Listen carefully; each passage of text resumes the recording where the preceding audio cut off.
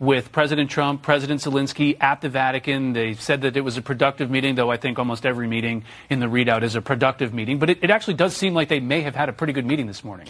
I think so. First of all, it's a stunning image to see the president and President Zelenskyy talking one-on-one, just sitting on two chairs, nobody else around them, in this historic place, St. Peter's Basilica.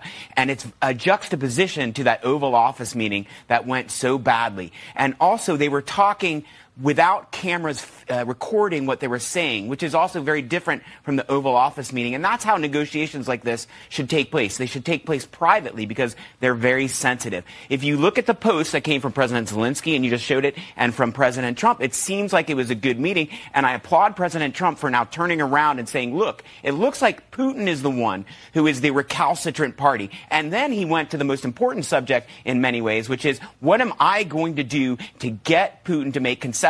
And he talked about sanctions, and importantly, secondary sanctions, because Russia is getting most of its revenues from oil, and it's able to sell oil to India and China. But if there were secondary sanctions on the companies that enable that to happen, that would really harm Russia's economy. Yeah, you know, Rebecca, David, over the last couple of days, we've gotten a little more nuggets from the president and the White House about what exactly the president's red lines are.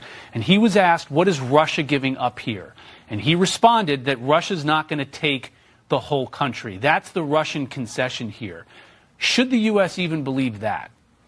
Well, I don't believe, and the U.S. should not believe, that that's what Russia wants. Russia wants to control Ukraine. Maybe not necessarily occupy the whole country, but it wants a pro-Putin president in Kiev. And that's why they invaded in February 2022. They're not going to accomplish that. But I don't think it's enough to say giving up on that goal is enough of a concession. Putin needs to give more. He's going to have to give back some of the territory in the 4 provinces that he says he has annexed with sham referendums that weren't appropriate, weren't free and fair. And he's also going to have to make some concessions about perhaps the presence of European troops in Ukraine to monitor the ceasefire and ensure that it is observed by Russia, and if it is not, there are consequences. He may also have to make some concessions on European allies giving security guarantees to Ukraine, because Ukraine needs that also to be secure that if Russia violates the ceasefire, that there will be consequences for Putin. Yeah, it's not exactly like this war has gone. You had Senator Fetterman say that the president should just waste that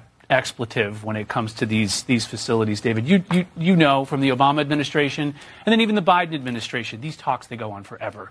And you don't end up necessarily with the best deal in the world. You don't necessarily dismantle all of Iran's nuclear capabilities. Is this a fool's errand, or is there a way to avoid attacks here?